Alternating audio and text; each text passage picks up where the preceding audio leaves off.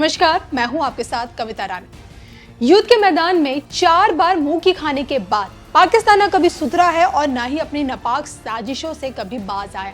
तभी तो आतंक की आड़ में पिछले 78 वर्षों से भारत को चोट पहुंचाने की कोशिश हमेशा करता है। ताजा उदाहरण आपके सामने पहलगाम आतंकी हमला है, जिसमें आतंकियों ने सोचे धर्म पूछकर हिंदू पर्यटकों को अपना निशाना बनाया। हालांकि पाकिस्तान में घुसकर ऑपरेशन सिंदूर के रास्ते बदला लिया जा चुका है, लेकिन सोचने वाली बात यह है कि पाकिस्तान ने आतंक के सहारे भारत को जख्म देकर पीएम मोदी को झुकाने की साजिशें तो बहुत की, लेकिन मोदी न कभी झुके और न ही रुके। तभी तो जब पाकिस्तान ने अपनी औकात दिखाई है ना, तब पीएम मोदी ने ईंट का जवाब पत्थर से दिया। लेकिन क्या आप जानते हैं कि विश्व की कोई भी ताकत पीएम मोदी से टकराने की हिम्मत क्यों नहीं करती है? क्या आपने कभी सोचा कि पीएम मोदी के दुश्मन अपने आप ही मिट्टी में कैसे मिल जाते हैं? और पीएम मोदी को लेकर 2045 तक की तस्वीर क्या कहती है? इसी को लेकर एक बार फिर इस वक्त भारत के नासदमस कहे जाने वाले बेजान दारूवाला की जो भविष्यवाणियां हैं वो जिंदा हो चुकी हैं। इसी पर देखिए हमारी एक खास रिपोर्ट। जिंदा हुए भारत के नास्ट्राडामस बेजान दारूवाला, खंगाली जा रही हैं दैवीय भविष्यवाणियां। हथेली देखकर बताया था भविष्य, दुनिया को दिखा दी थी 2045 तक की तस्वीर। मोदी के साथ अब क्या होने वाला है?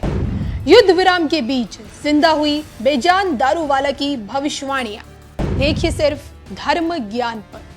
आज भी अगर आप भारत के नास्ट्राडामस को ढूंढेंगे तो एक ही नाम लोगों की जुबान पर मिलेगा, ज्योतिष बेजान दारूवाला।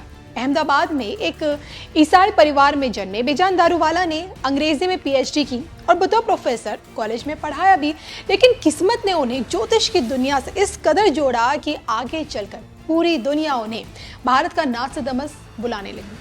और जो कि देखिए बचपन से ही भगवान श्री गणेश में उनकी आस्था रही और इस कारण ज्योतिष में उनकी दिलचस्पी बढ़ती गई।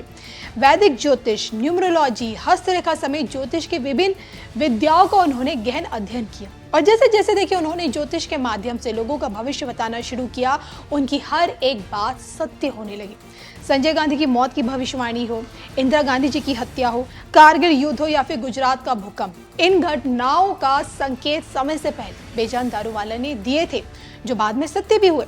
और पीएम मोदी के मामले में तो उनके हाथों की लकीरों को पढ़कर जितनी बातें उन्होंने कही, वो सारी की सारी भविष्यवाणियां समय के साथ साथ सत्य हो रही हैं। वो आज की डेट में सत्य भी हो रही हैं और भविष्यवाणियों के सत्य होने की वजह से ही दारूवाला जिंदा भी हो गए हैं।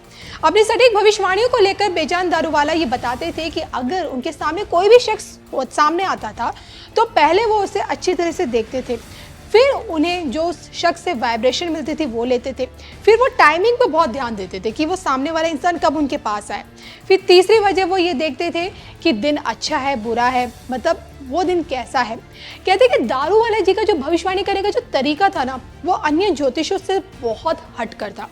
पहले वो खुद हाथ की रेखाओं पर गौर करते थे, फिर उसके बाद भारतीय राशिफल और सबसे अंत में पश्चिमी राशिफल पर यानी कि न्यूमरोलॉजी पर अपनी नजर डालते थे और ये सारी कैलकुलेशन करके ये सारी गणना वो अपने दिमाग में करते थे और तब जाके इसी गणना के आधार पर भगवान श्री गणेश की तरफ देखकर वो भविष्यवाणी किया करते थे। तो ज्योतिष विद्या में माहिर बेजान दारूवाला ने जब सोचे पहली दफा पीएम मोदी की हथेली की लकीरों को पढ़ने का जब उन्हें मौका मिला ना, तो उन्होंने अपनी इसी कला के बल पर पीएम मोदी के भविष्य की एक झांकी दिखा दी।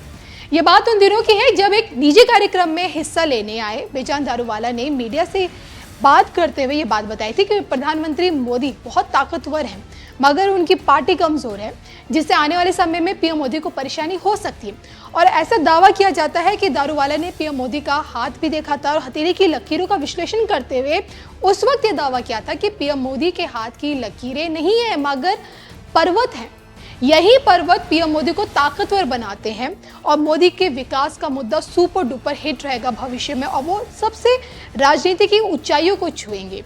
तो सोचिए ना कि वर्षों पुरानी बेजान दारूवाला जी की इन्हीं भविष्यवाणियों में पीएम मोदी का सुरक्षा कवच आज की डेट में उनकी सबसे बड़ी ढाल बना हुआ है, जो उनके हथेली पे जो पर्वत बने हुए हैं और जिससे टकराना खुद के लिए एक तरह से मौत को बुलावे जैसा है। तो इस पूरी जानकारी को लेकर बेजान दारूवाला से जुड़ी जो एक किस्सा है आपको कैसा लगा, कमेंट करके बताइएगा जरूर।